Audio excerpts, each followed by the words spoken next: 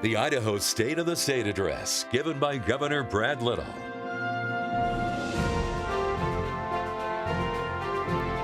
Thank you for joining us for this very special news coverage. I'm Maggie O'Mara, and we're currently waiting for Governor Little to begin his State of the State Address. This is part of his role as our governor, to give an update to the people of Idaho on the state of our state. A lot will be discussed today. This is a live look at the House chambers as he walks into applause, as you can see there. Republicans and Democrats have different ideas about what they want for our state. The governor has his own set of ideas, and we're going to hear from him today. This is a very important day. Of course, the legislative session starts today as well. After this speech, officially, our lawmakers are all there. He's shaking hands. He's saying hello to everyone, and he's going to take that podium and give this speech. So let's go ahead and tune in.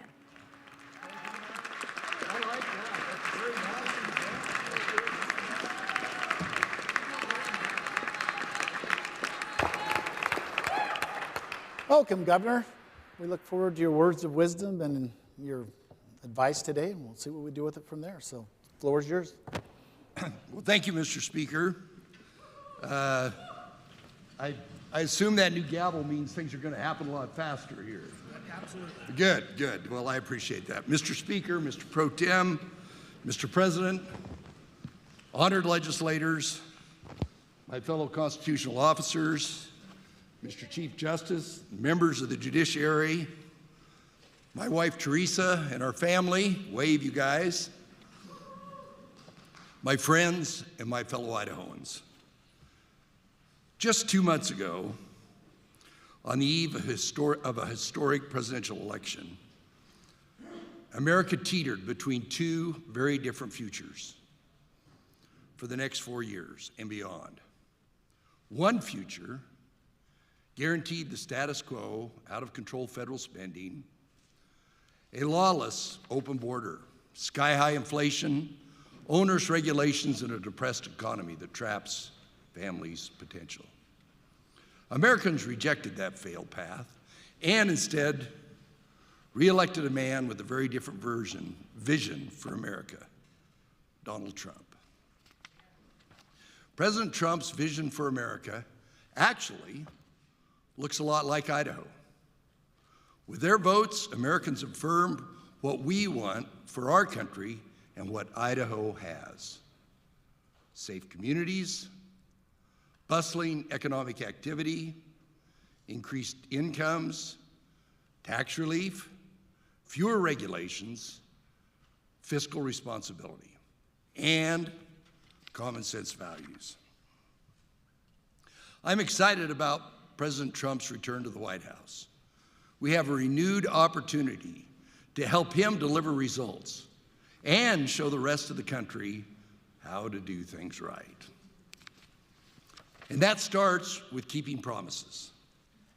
Idaho's elected leaders have promised and delivered real results over and over and over for the people we serve.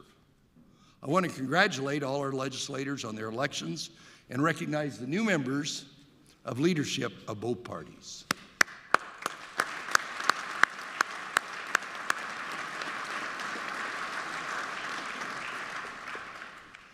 As a former legislator and member of Senate leadership, I understand the challenges and the rewards of bringing everybody together. I commit to all my legislative partners that we will work productively together this legislative session. Together, we promised Idahoans historic tax relief and delivered back-to-back tax cuts for Idaho families and businesses. We delivered property tax cuts and a new lower flat income tax. We increased the grocery tax rebate, and we stand ready to implement President Trump's promised tax cuts. And my Keeping Promises plan continues the trend.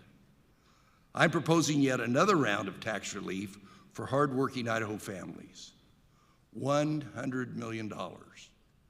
On top of the $4.6 billion we have already given back to Idahoans over the past 5 years. We also promised to deliver unprecedented investments in schools, the American worker, water, roads, fire, outdoor recreation, and other infrastructure without raising taxes.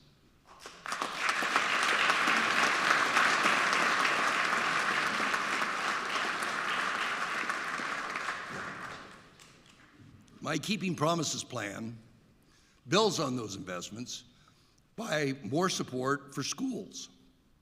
On top of the 80% increase in state funding we championed for education since I took office. Idaho offers an abundance of schooling options for each student's unique needs. We lead the nation in expanding and supporting public charter schools. I was proud to receive the National Charter School Champion Award on behalf of our state after we cut red tape and added more support and flexibility just last year. Public charter schools are unquestionably popular in our state, serving about 30,000 students, up 30% from just 5 years ago.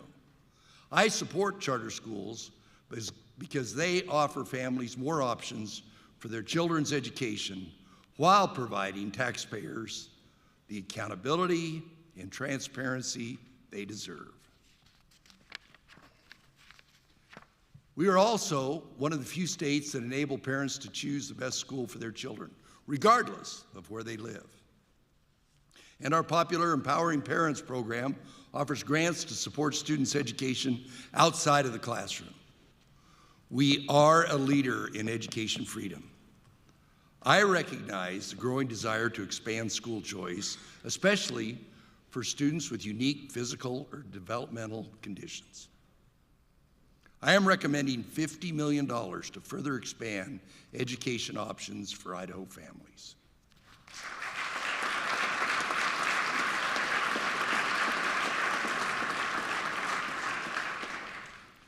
Just like we do with every taxpayer dollar that is spent in government, we will ensure there is oversight in school choice. Why? Because accountability in government is an Idaho value. It is what taxpayers demand and deserve.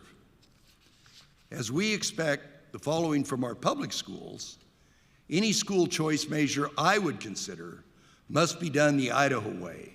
That means it is fair, responsible, transparent, and accountable. It must prioritize the families that need it most, and it must not take away funds from public schools. We will do so while continuing to prioritize, first and foremost, our public schools. Adequately funding public schools is both our constitutional and our moral obligation, and we will not abandon that obligation. We have significantly increased teacher pay and health benefits, increased funding for literacy, and began to address the long-standing facilities needs in schools all across Idaho. However, even with the historic investments over the past 5 years, there are still known gaps. My Keeping Promises plan includes over $150 million for public schools.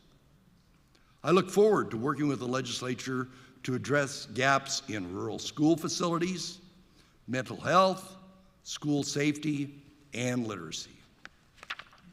We also must embrace accountability in public schools to guarantee the best outcomes for our students. Together, we will ensure the best education in Idaho is in a public school.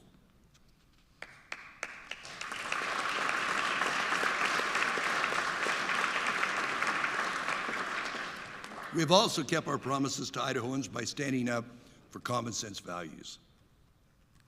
Idaho was the first state to take action to defend women's sports.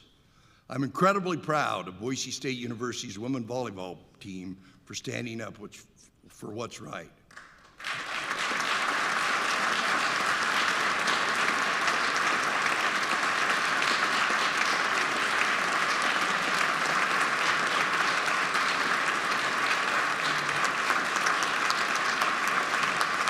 Thank you.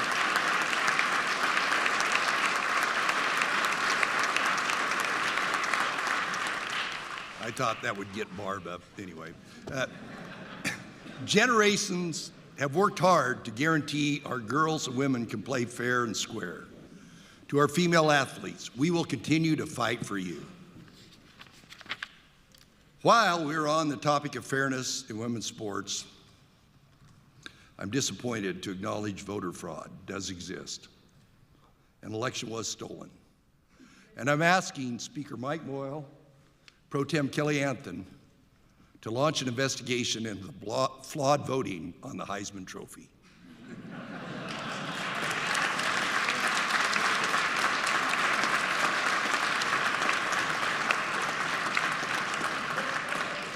McGrain was really nervous about that part.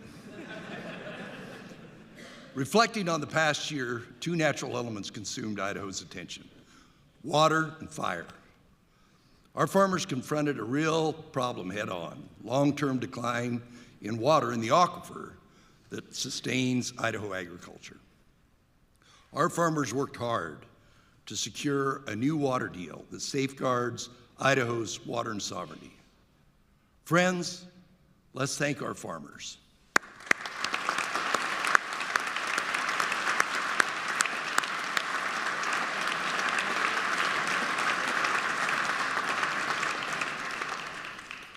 Along with our citizen legislators and Lieutenant Governor Scott Bedke, they crafted a new plan that maintains control of our water destiny. Not other states, not the feds, not men and women in robes, no offense to my esteemed judges. My Keeping Promises plan helps tackle the backlog of unfunded water projects, because securing water for future generations and protecting Idaho agriculture requires both the new plan and continuing investments that have proven to raise the water levels in the eastern State Plain aquifer, the lifeblood of Idaho agriculture.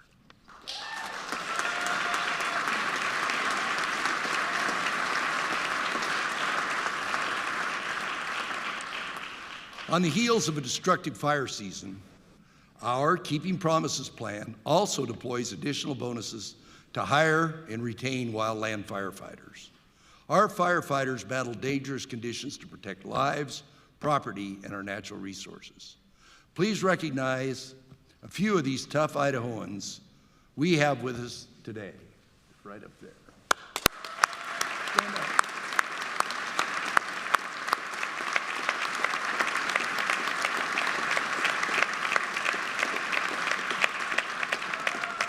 I'm also asking the legislature to properly fund the fire suppression account so these firefighters know that we've got their back. Last summer, I called out the feds for not putting out fires more aggressively. The state of Idaho leads on fire and forest management where the feds have failed. Idahoans are tired of choking on smoke for weeks on end. I look forward to working with the Trump administration to boldly transform how wildfire in our western lands are managed.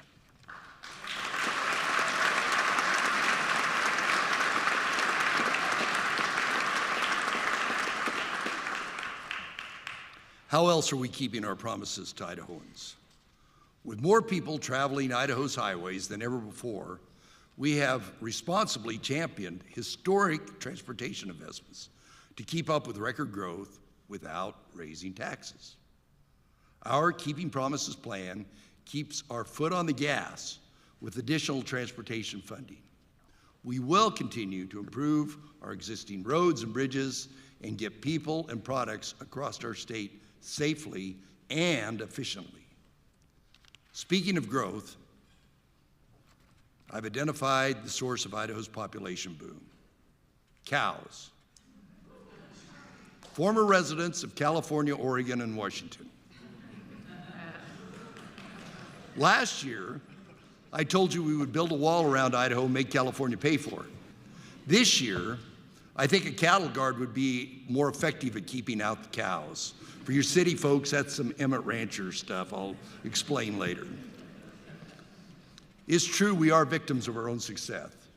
Growth does indeed come with many opportunities, but it also comes with challenges. The cost of owning a home is just too expensive for too many Idaho families. You've all heard me state my goal from day one, to make Idaho the place where our children and grandchildren choose to stay for the ones that left to choose to return. It's difficult to achieve that goal when home ownership is so far out of reach. We are feeling the pinch in the housing supply.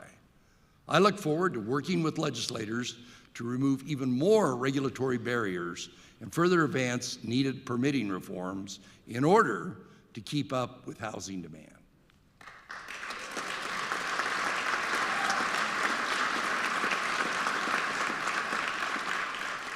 In 2022, this body put a record amount into workforce housing, creating thousands of homes for Idaho families.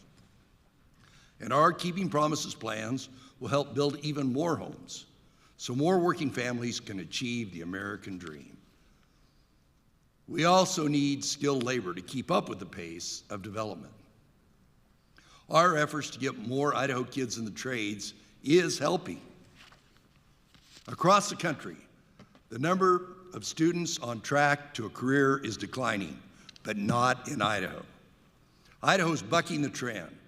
Thanks to Launch, we have the largest cohort ever of students enrolling in an education or training program after high school.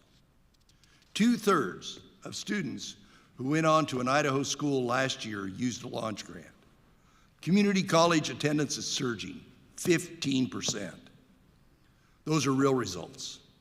Launch convinced kids who never would have considered training after high school to go on. Many of these students will support the industries that help us keep up with growth: jobs in construction, auto technicians, plumbers, welders, electricians, and a host of other professions. My Keeping Promises plan increases capacity for working-class Idahoans to get a fast track to a career. There is one major takeaway from the historic presidential election 2 months ago. The working people of America want someone fighting for them. President Trump himself said, quote, "We must embrace new and effective job training approaches." Mr. President, we will welcome the opportunity to work with you to structure innovative, effective workforce training programs like Idaho's Launch all across the nation.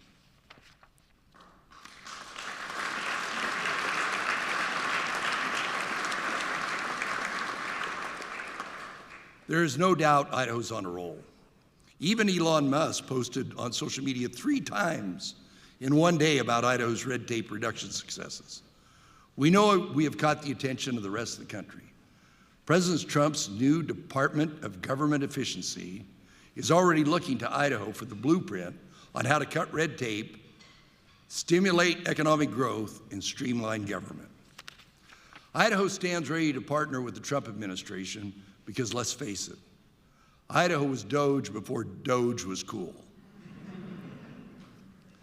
As the least regulated state in the country, Idaho has an incredible story to share, one worth replicating elsewhere, including Washington, D.C. In the coming weeks, I will highlight all the ways Idaho is conquering waste in government and some brand new ideas on reducing government's footprints in people's lives.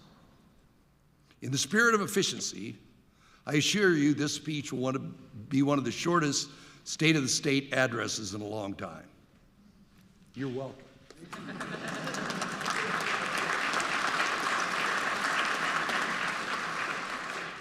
As the new administration takes place over the next few weeks, we will know more and we will see a more secure border is imminent.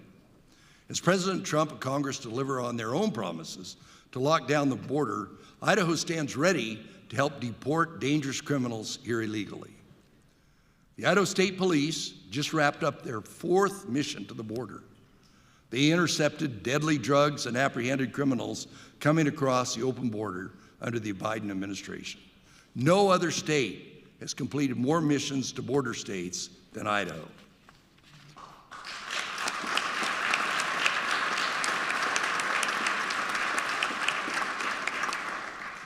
As we have done before, our troopers return with new knowledge and will train other law enforcement agencies on the drug cartel's latest tactics. We have some of those troopers here with us today. Thank you for your dedicated service. Please stand.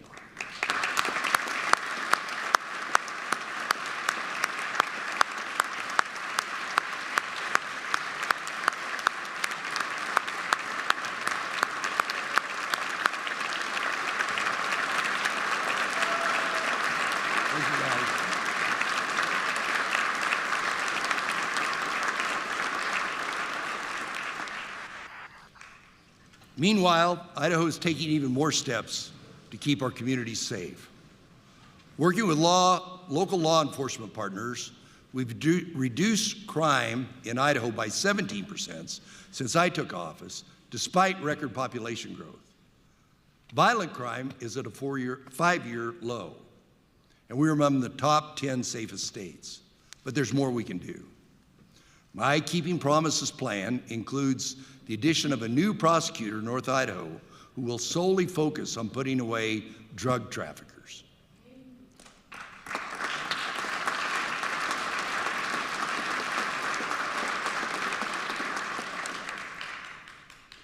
Unlike drug-friendly states, including our neighboring Oregon, we are sending a clear message to nefarious criminals that the only place they're welcome in Idaho is behind bars.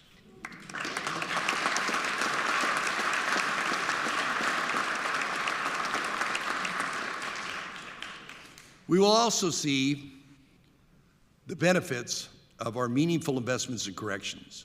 We're demonstrating we can be tough on crime while ensuring those who want to be productive members of society, they have an off-ramp to a better life. When it comes to the safety of Americans, China and Russia are working around the clock to inflict harm through cyber threats. We routinely beat back foreign hackers to protect Idahoans' data, and the leading experts of the Idaho National Lab continue to fight against such bad actors. But we will do even more to protect citizens online. My Keeping Promises plan reinforces our state's defenses against China and Russia by adding more resources to cybersecurity.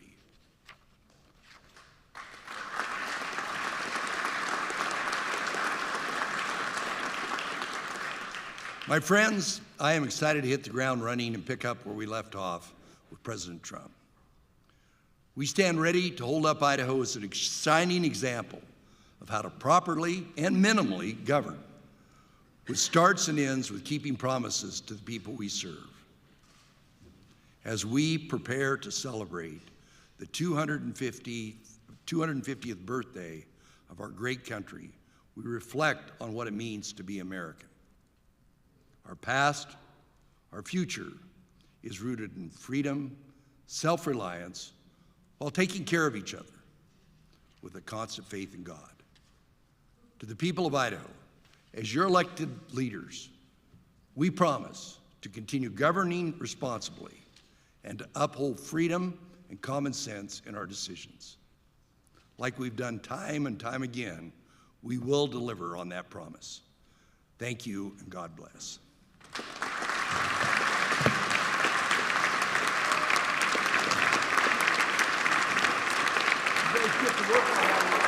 Well, you can't go very far. We're going to talk about that.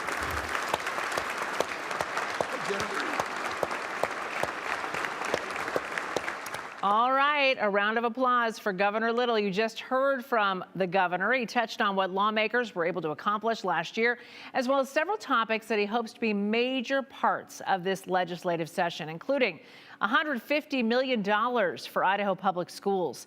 And he talked about the state's water agreement with farmers, securing water rights for future generations, which is very important to the farming community.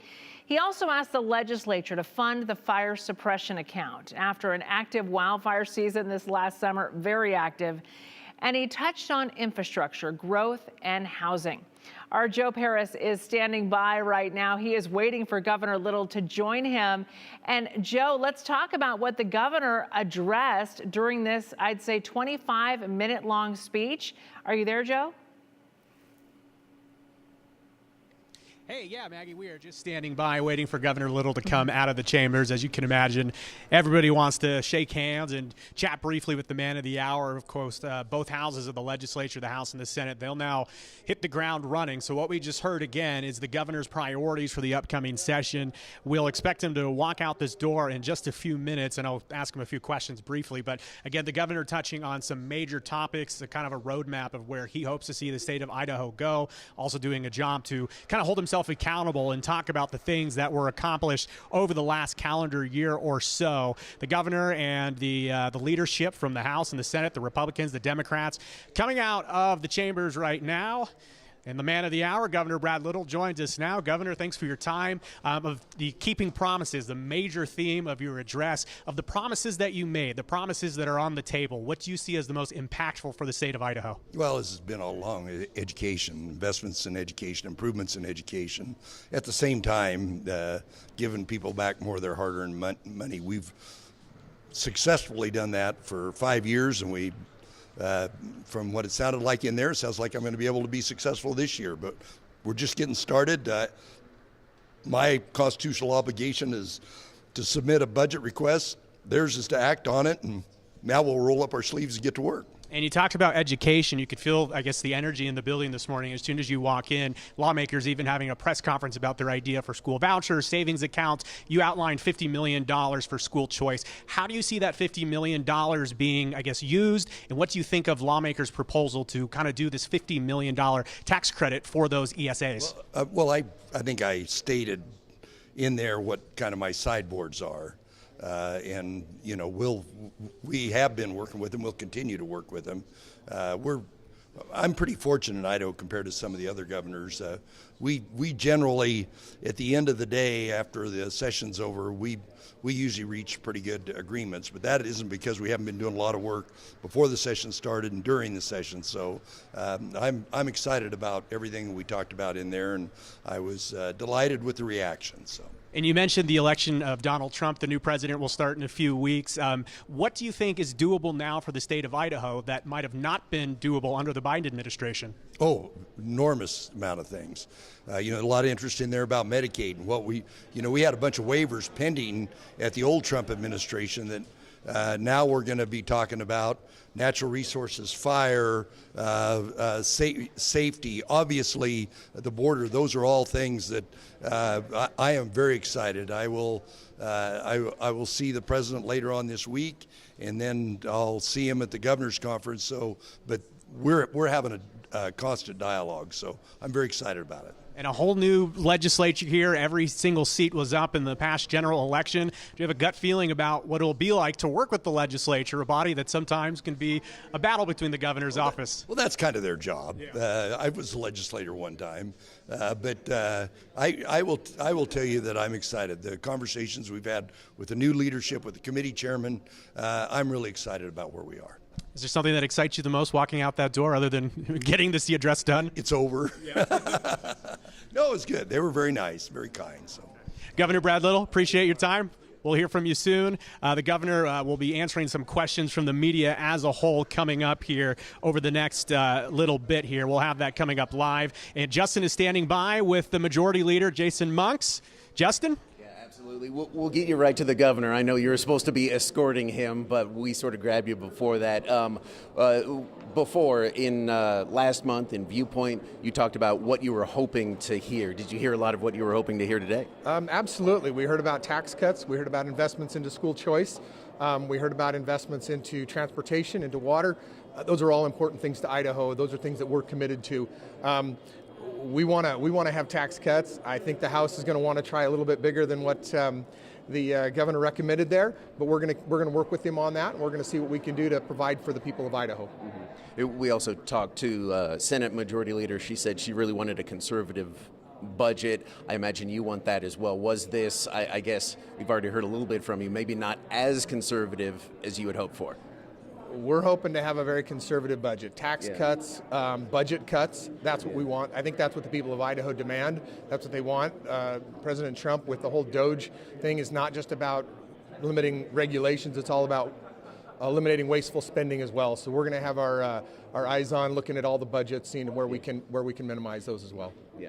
With those tax cuts, do you think you're going to have the funds available to pay for these things that we talked about? Wildfire mitigation, more investments into education? I think so. Yeah. I think the economy in Idaho is strong. I think we've seen that over the years. We're bucking the trend all across the country on that, and I continue to see that moving forward that way. Okay, fantastic. Thank you so much, Mr. Majority Leader. Appreciate it. Joe Paris now standing by with Superintendent of Public Instruction for Idaho, Debbie Critchfield. Joe. Superintendent Critchfield, I know that every year it's exciting for you because education really gets a major focus of the address. I'm ready to clap on every time. Okay, so what are your impressions? What's the mood coming out of that? Oh, it's everything to celebrate, looking at what the governor has outlined, the continued emphasis on accountability, outcomes, supporting kids, supporting teachers, a lot of new good money going into education. And when you hear from the governor and you kind of read into some of his budget, we see investments in teachers, administrators, physical buildings. Is there anything that he didn't touch on that you were hoping he did? I can't think of anything. I'm going to be personally bringing forward a policy bill that will talk about how to distribute some of the existing dollars that will focus on student needs like special education and gifted and talented. And so I think the combination of what the governor just described and explained with what I'm going to bring is going to be a comprehensive package for education. I know a really complicated conversation over the last few years, school vouchers, school credit, school choice. What are your impressions of the $50 million investment, and how do you kind of balance, public schools and then working with private schools and charter schools, which are public schools, and kind of balancing all of it? You know, I think the substance of all of his education comments were centered on public schools, and so matching a new $50 million along with the set aside for some kind of school choice is something to note. You know, I joined the governor in supporting and celebrating choice with the elements of accountability and transparency, and I think those are things that people can wrap their minds around and say, yes, we can allow more choice so long as we're assured that it's going for learning and that it's going for an education. And something that the governor highlighted again this year is kind of the development of the blue-collar jobs, the career technical schools, great places we have like the College of Western Idaho.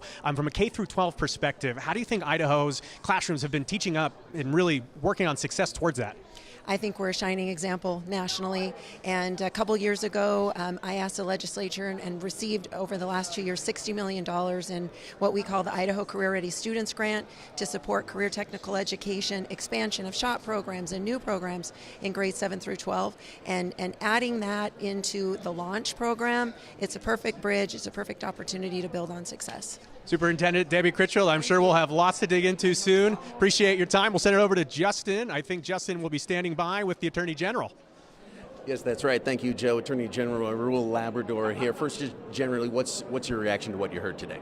Well, I think it's an important theme to talk about how we need to keep our promises to our constituents. I think too many times people make promises during the campaign season and they don't keep them when they get elected. Mm-hmm. And I think it's important that Idahoans feel that their elected officials are keeping their promises. Mm-hmm. The governor talked about security, especially at the southern border. Did you like what you heard there? I do. As you know, I served in Congress for 8 years. I was on the Immigration Subcommittee. I was the chairman of the Immigration Subcommittee. And we have been trying for a long time to let the people of the United States know that we have a broken border. We have a border where too many people are coming illegally. The last 4 years have been horrible with the President of the United States.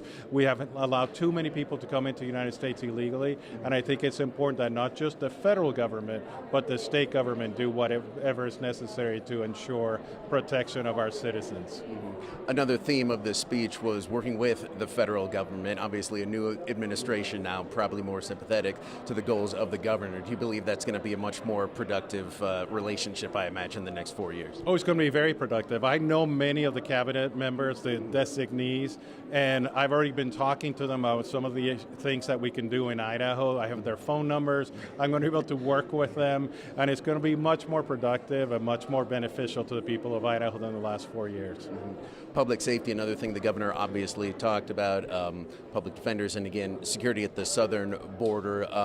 That's sort of in your wheelhouse. What do you think about sort of the specifics of that and what he's looking to spend money on? Well, I don't know the details, so I'm going to have to look at the details in order for me got it somewhere to have here, an but opinion. yeah. You probably have more details than I do, so. Okay, fantastic. Mr. Attorney General, we really appreciate it. Thank you for your time. Thank you so much. Appreciate it. Joe's standing by now with even more. We're mobile here today. We have the Senate Pro Tem Kelly Anton here joining us. What's I guess sticking out after the address from the governor? Well, I think what's sticking out to me is a realization that what Idaho is doing is working, and I think that it also speaks to, when you take conservative policies and you advance them, you see the kind of economic growth that we're seeing. When you think of business and how it grows on predictability. So when you cut regulation, you cut taxes, you will see the kind of economic development that we're seeing in Idaho, and we are the envy of our sister state. So that really stuck out to me. I'm from a rural community, so his discussion about the powerhouse that is agriculture really stuck out to me. I was very happy to hear that. Yeah, water rights, that's a huge topic that we know is finally solved. Changing to a much different topic in terms of school choice. I know that the Senate and the House have both had their own debates over the years. You were a crucial part of watching all of that as leadership. Where do you see the school choice conversation going? What are you hearing in the hallways about proposals? Well, I think what the governor mentioned is right. We have a constitutional duty to really protect the public schools. I think there will be the discussion of balance, and there can be a balance between some of the school choice proposals where we allow parents more choice, while at the same time we're protecting that school requirement that we have a public school. And so, again, coming from a rural district, that's really, really important to me because our public schools are really a really important part of the fabric of our community. So that, I think that's going to play out this year. I think there's real inevitability about some different proposals on school choice that we will see succeed. For you also, you hit the ground running here, and you're now the Senate Pro Tem. What's it like coming in, and you'll have, I guess, physically a new perspective, one that you've stood in before, but leading the Senate now officially? Yeah, I mean, this is my 8th year in leadership, so some of this is not new to me, but it sure is different being the Pro Tem. I think that we have a very unique caucus this year. We have a unique leadership team in that if you look at our leadership team, it represents all corners of the state. And I think a lot of the different, the broad differences inside the caucus as well. And so I think it's a very nicely balanced leadership team. I think you're going to see some great things come out of the Senate leadership. Well, we're excited to follow it all and see it. Thank you for stopping by. We'll catch up soon. I know that Justin's standing by with one of your counterparts from the House. Come on over. Yes. Where would you like me? Right here is perfect. Oh, okay. House Minority Leader Alana Rubel. First initial reactions to the State of the State address. There were certainly some elements I liked in it. I'm glad to see he's proposing investments in cybersecurity and addressing fentanyl trafficking, better firefighting, a little bit in affordable housing. I think we probably need more help in affordable housing. That's a big issue we hear about. But it was really, the big headline to me was great disappointment that he's cracking on vouchers. This is a really dangerous Pandora's box. They're looking to emulate Arizona, which has a similar voucher scheme to what they're looking at. It has been nothing but disaster there. They're told initially it was going to be $30 million. This year it's costing $825 million per year in Arizona. They've had to cut hundreds of millions of dollars in funding to roads, bridges, public safety, community colleges, you name it, because this just became the budget item that ate New York. And really, to be very clear where that money's going, it is to cut checks to the wealthiest families in the state who are already sending their kids to private school. That does not seem like the best place to be sending taxpayer dollars. And I'm really concerned that in 5 years we're going to look back at wreckage of our budget and serious cuts to vital services, and we will regret it if this step is taken this year. Yeah. Now, the governor did say there would be accountability with the school voucher, school choice, education freedom program, whatever it's branded, but you're saying you don't believe that's going to be enough. Oh, absolutely not. I mean, and there's no budget containment. As we've seen in the states that have done it, it has never been contained. It's gone to, right now in Arizona, it's 27 times the amount they said it would cost. They've had to raise property taxes to cover the difference. In terms of accountability, we saw last year in a proposed bill what they called accountability. When you talk about public schools, there's a lot of accountability. I mean, a stack this high of what they have to do. They have to have certified teachers and provide special ed and, safe facilities, you name it. They were talking on this one, we'll try to teach something about math and English. That was their idea of accountability. In public schools, they're like, you got to take American government, biology, and physics, and calculus, and algebra, and all these things. I haven't seen any proposal that includes anything like the accountability that we have for public schools right now. And to me, I feel like I'm on the conservative end of this. If we're going to be handing out taxpayer dollars, we should be demanding serious accountability. Governor also talked about tax cuts, just talked to the House Majority Leader, who said he's probably going to be fighting for even deeper tax cuts. And then also there's going to be increased spending potentially in education, also wildland firefighting. Do you think that all those numbers are sort of going to jibe? No, I don't think they will. I'm really concerned about this proposal. I think they should not be doing this kind of giant revenue cut when we're still coming down from a bit of a sugar high from federal spending. We don't know where we're going to be yet. We don't know what our economy and what our revenue and expenditures are going to look like on a stable, ongoing basis. And to me, this feels like quitting your job when you still have student debts and credit card debts and mortgages to pay. It's not responsible. We got to make sure we're on a stable, even field so that we have the money that we need to pay police, to pay fire, to keep our public schools operating. I don't see how we've cut about $1 billion in ongoing revenue over the last 5 years. We're going to find ourselves in a real pickle where we do not have enough money coming in to float the bills. And I feel like $100 million right now, we just don't have a solid enough handle on where our money is right now to know that we can do that. Plus, I have a pretty sneaky feeling, if I know my counterpart, Mr. Speaker Moyle, this is going to be structured in a way that all of the money goes to the very wealthiest people in the state. In the past, we've seen these kind of tax cuts. Your average working person gets about $12. Doesn't do much for your average working people, but it does punch a big hole in the state budget and our ability to meet basic needs. So I really question the prudence of this move right now. Ms. Minority Leader, really appreciate your time. Thank you so much. Thank you. Joe has your counterpart over on the Senate side. Yes, Senator, somebody who Representative Alana Rubel works very frequently with across the rotunda, the Minority Leader in the Senate, Melissa Wintrow. Senator, what stuck out to you in terms of these keeping promises? What stuck out to you as something that caught your attention? Well, the most important thing in keeping a promise is to public schools. And so I'd ask our governor to safeguard our public schools and make sure that there are no voucher schemes that are siphoning public money away from our public schools and our teachers. And we know in other states, these kind of schemes have been budget busters and they get out of control. And we're already falling down the job, quite frankly, on public education. So keep your promise to that and I'll be happy. Do you, I guess, have concerns about accountability in terms of these school vouchers or these tax credits? I'm curious what your thoughts would be on what accountability could even look like. I'm nervous about even letting the camel's nose under that tent, quite frankly, because accountability that we have in our own public schools looks at outcomes, effectiveness, test scores, all kinds of things. Because I'm a taxpayer, I want to know where my money is going. And if I am putting money into a fund and it's a private school and there's no accountability and I can't track it, then that just doesn't feel right. And we don't do that as state legislators. We hold taxpayer money dear and we're good stewards of it, so we have to make sure there's a good accountability. One of the buzzwords on the federal level and now the state level here in Idaho, efficiencies, cutting red tape. There are two sides of the coin. When you're cutting red tape, some see it as cutting regulations. Others would see it as losing regulations that are important. I'm curious where you would fall on that spectrum. Sometimes I think that's a lot of fluff and hot air, quite frankly, because honestly, to make things work efficiently, you need good people at the helm. We know that. And even whether it's Medicaid, roads, bridges, construction, we know if we don't have enough good people on the ground, we can't get where we're going. And so what I challenge my colleagues to think about is, instead of shrinking government, think about an investment in our employees. Think about if we have good employees, we can track accountability. We can make sure that permits are done in a timely way so businesses thrive. So instead of kind of touting this, popular thing about reducing red tape, let's get into the nitty-gritty and let's hire good people that can make sure things get done. When you talk about great employees, one of the first people I think of is our teachers, our school staff.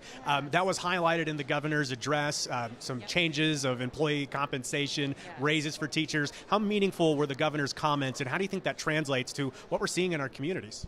Well, we're seeing in our communities a high turnover rate in keeping people employed, and the government provides vital and important services for our citizens. So we have to have really good employees to deliver those.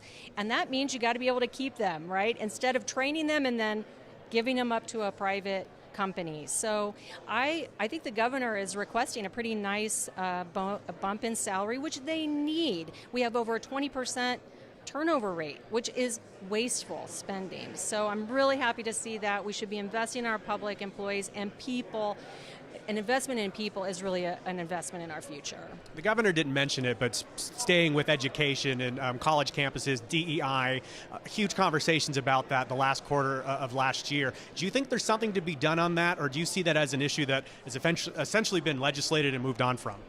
Well, you saw some movement by the state board. I think this legislature has a culture of meddling and being in places they don't belong. We micromanage everything from what you read to what doctors can do, and they don't belong on the university campus, micromanaging programs and services that are really there to deliver on success for students and to help them across the finish line. So I think they're actually...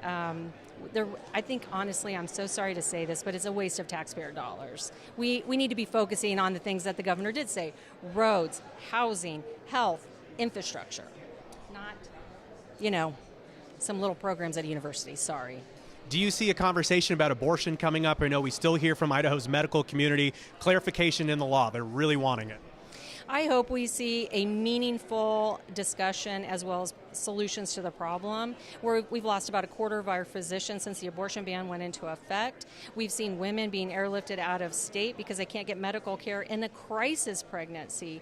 Women and our families deserve to have a real and meaningful exception for their health and their life and safety. And we shouldn't be criminalizing physicians, chasing them out of the state, and making it harder to recruit more in the future. It's harming our entire medical system. So I hope we do have a meaningful conversation. Well, Senator, I'll let you get back to work. I know we'll be talking to you a lot the next few months. I am curious, whole new legislature, whole new party. We see some new faces, and by party I mean in a fun way, right? Yeah. What do you feel about the makeup of this legislature and your caucus? Well, I hope that we can really think about what the majority of Idahoans want and not what the extremes want.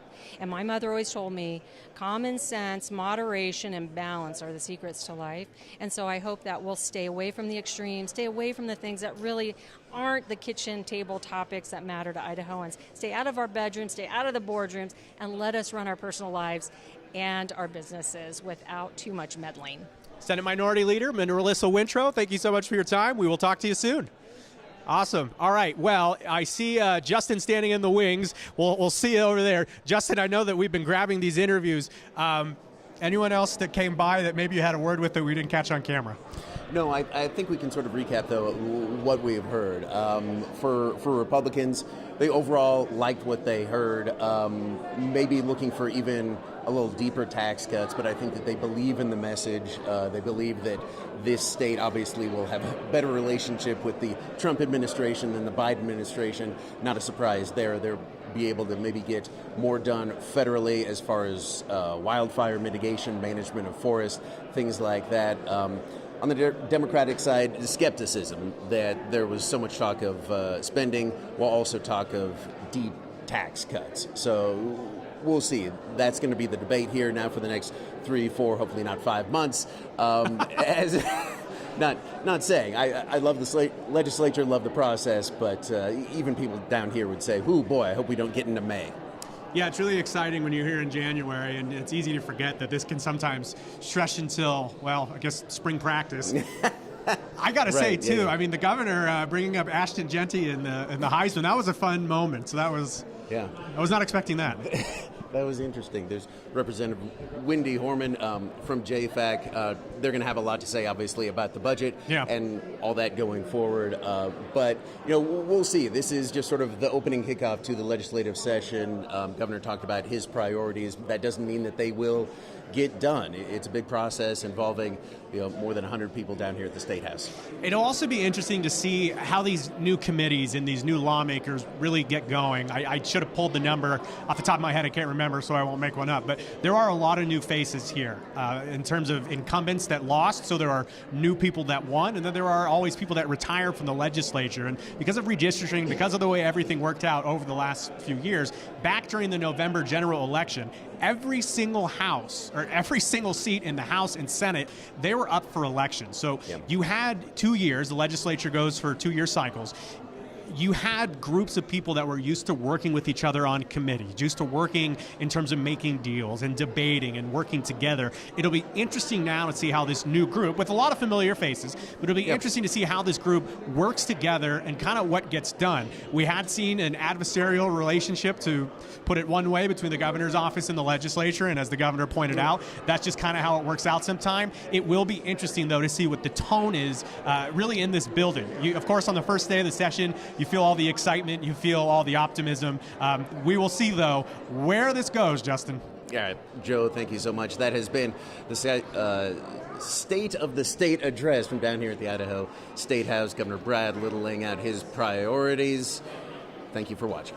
And you guys did a wonderful job. We heard from people all over the place with so many different opinions. We appreciate all those interviews that the two of you brought to us after the speech. You just heard from Governor Brad Little. He talked about his Keeping Promises plan and his goal to keep Idaho and Idaho's economy strong. And he touched on what lawmakers were able to take care of last year and a lot of things that he wants to be a major part of this legislative session, including $150 million for public schools. He talked about school choice. That's going to be a major topic this session. We're going to be bringing you a lot of information about that. He also talked about the state's water agreement with farmers, very important, securing water rights for future generations. And he asked the legislature to fund the fire suppression account. After a very active wildfire season this last summer, we know we need more money to take care of those fires that we have every summer. And he touched on infrastructure, growth. Idaho is growing. We know that. Housing, affordable housing is an issue. And if you missed any of this, you can watch it right now on our website at ktvb.com. We'll have more reaction coming up tonight on our newscasts at 4, 5, and 6. Thank you so much for joining us, and we'll see you later.